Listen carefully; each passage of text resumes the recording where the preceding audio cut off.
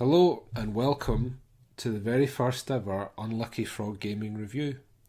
I'm your host Ben Porter, and today we are looking at Last One In by Citygate Games. Last One In is probably going to be familiar to most of the gamers out there in that it is set in a zombie apocalypse. It's a game for 2 to 4 players, and you can win the game either by rescuing enough civilians or, and here's the interesting bit, by flooding your opponent's settlement with zombies. So that covers the basic premise of the game, but we're going to go ahead and dive straight in and look at the gameplay now.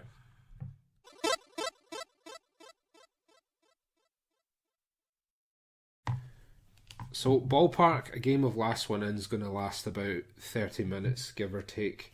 In the standard game, you're required to either rescue 50 civilians or flood your opponent with 100 zombies. That's assuming that it's just a normal 2-player game.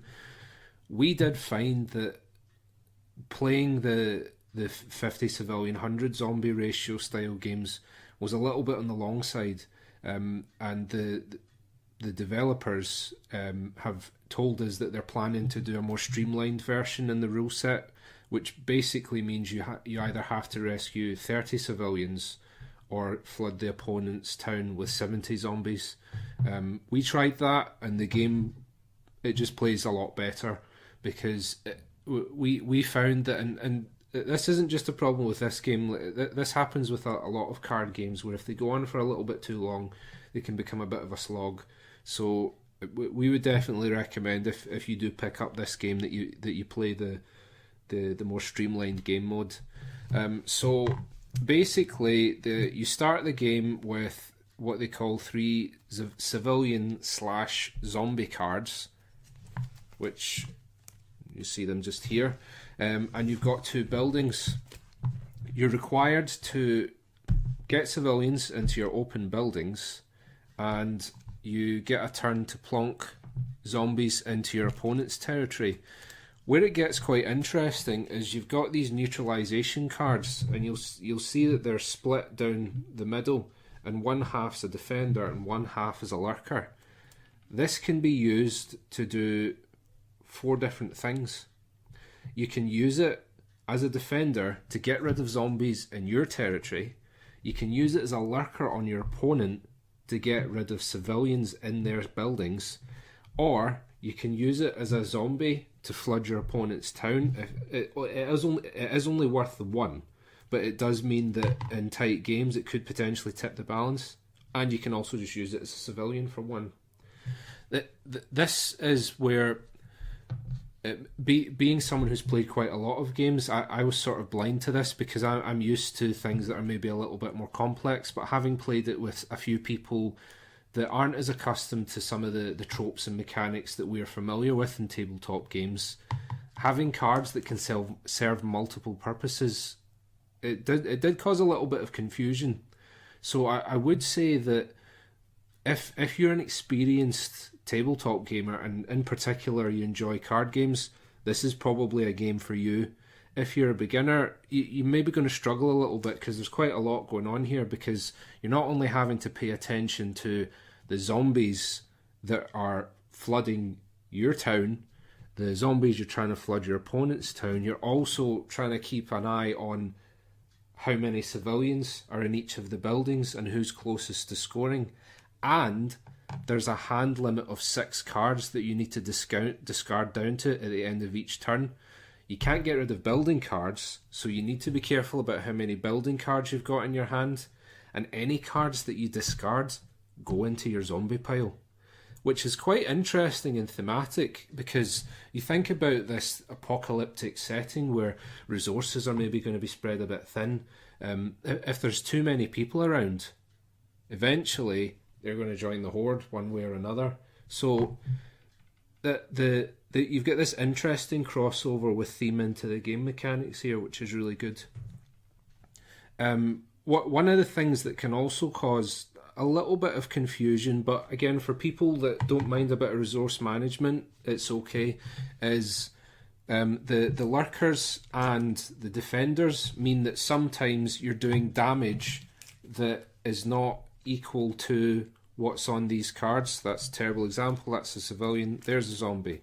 So for instance, you may be using a defender that will only get rid of one zombie, which will mean you've got a total of 3 on the card. And what they've done to represent that is they've got these tokens.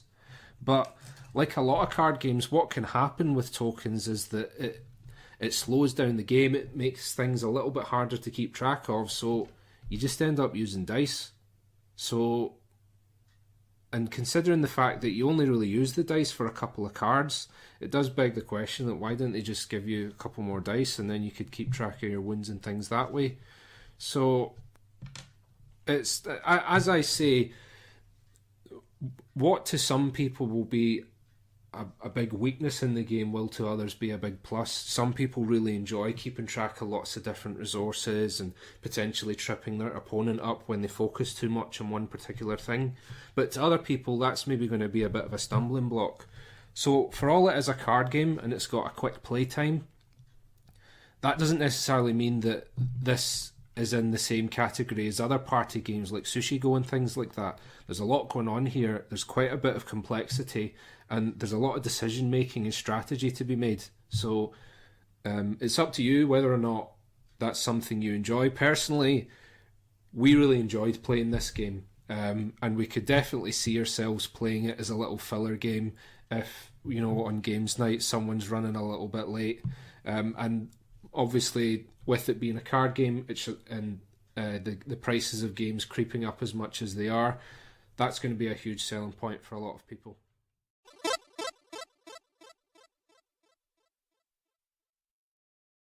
So, theme. It's very obviously a zombie apocalypse scenario, but it's more akin to a Walking Dead type scenario where everything has already blown over, all the really horrible stuff has happened, and you've got the survivors left here trying to eke out a living on all the horrible stuff that's going on. But one of the things that we actually said multiple times, it kind of reminds me of, spoilers for a 6-year-old story arc here, it reminds me of the All Out War story arc from The Walking Dead, where you've got these two sides in attrition against one another, and they're actually starting to weaponize the zombies. And this is where it differs a little bit from a lot of other zombie games, like Zombies, which is an absolute slog, by the way. Having the zombies as a resource makes for very interesting gameplay. It gives you the feel that your survivors, or civilians as they're called in here, aren't a bunch of mindless idiots trying to scrape out a living in this world. That they're very clever, or at least their leaders are very clever and capable, and they so much so that they know just how and when they can use these zombies to turn the tide in their favour. So that's all well and interesting. You've got a good marrying of theme and game mechanics there, but I know what a lot of people are going to say. It's zombies. We've seen them plenty of times, and that is true. But going off on a little bit of a tangent here, I will say that there is a theory, hear me out here, that the monsters of a given society are reflective of their deepest, darkest fears. So, taking for a minute the monsters like Godzilla and Mothra, all these like giant mutated things, you think about when they came out, Japan had not long bounced back from Hiroshima, and the Russia and the USA are at each other's throats, so another nuclear holocaust is imminent. And as Charlotte and myself were saying earlier, you talk about all the B movies there, it's Attack of the 80-Foot Woman and things like that. There was a real fear of the effects of nuclear fallout and what that would spell for people. In much the same way, our generation will get zombies. We live in a hyper-capitalist society where you've got the super poor and the super rich, and a lot of people have argued before actually that zombies in a way are allegorical of that, where you've got the mindless hordes that represent the great unwashed masses, and then you've got the survivors, these super elite people that are somehow better than everyone else and are making the best of a bad situation. So in that respect, I mean, maybe if you consider that for a minute, if you're maybe a little bit tired of the zombie theme, it's maybe worth bearing in mind that in a lot of ways, zombies are more relevant than they ever have been. But going back to Last One In again, I have to say that one of the big selling points of this game is the art style, because it is fantastic. You've got this almost sort of Scrimshaw, Tim Burton comic book-esque thing going on. And what they've done is they've gone for creepy rather than gory. And a lot of the time zombies can be quite gory, but in going for the creepy dark rather than the violent gory, it does mean that you could potentially play this with a 10-year-old. So it's maybe a big selling point for families there. This is a review copy that we have today, but I have been assured by the developers that all of these cards are going to have unique artwork on them in the final copy, which is pretty impressive considering the amount of cards you've got there.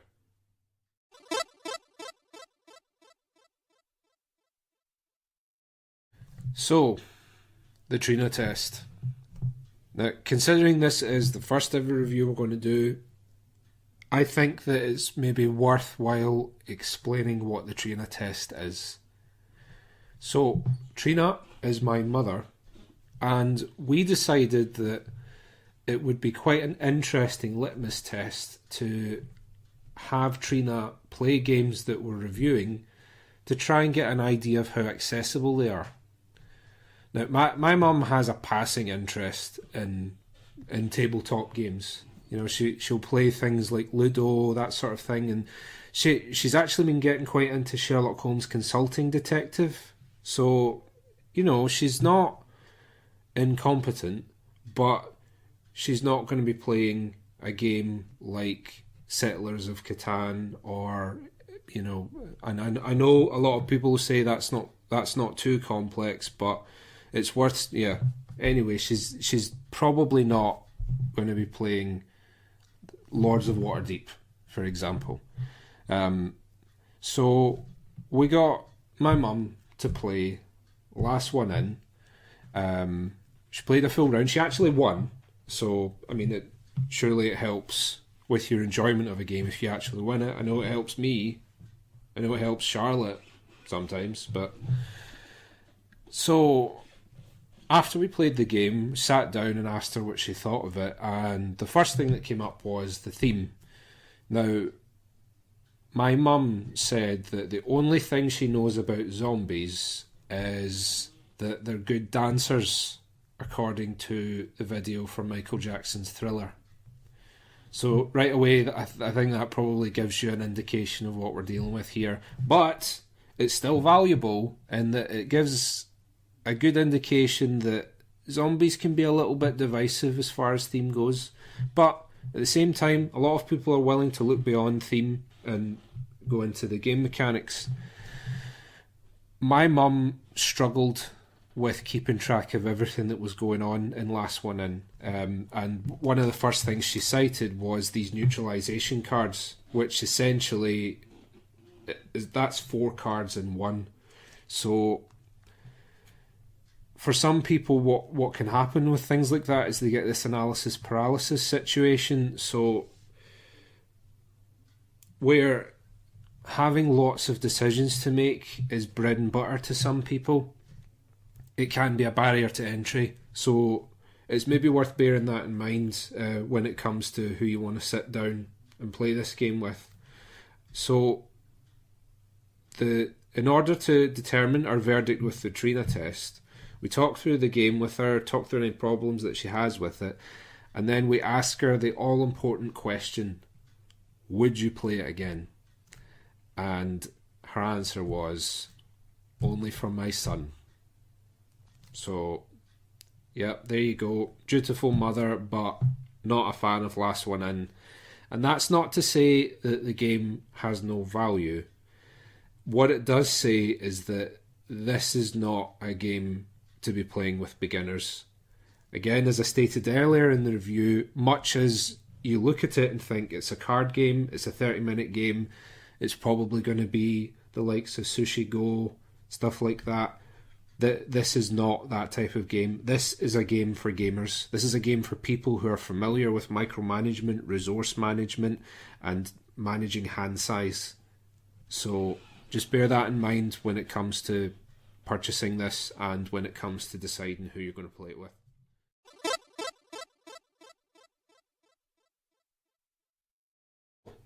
We've talked about theme. We've talked about the much lauded Trina Test. But what do Unlucky Frog think of Last One In?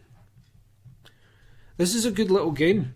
You've got the right amount of interesting decisions to make, and there's a good little dose of randomness that means that you as the player are constantly having to adapt to and react to the other player in interesting ways.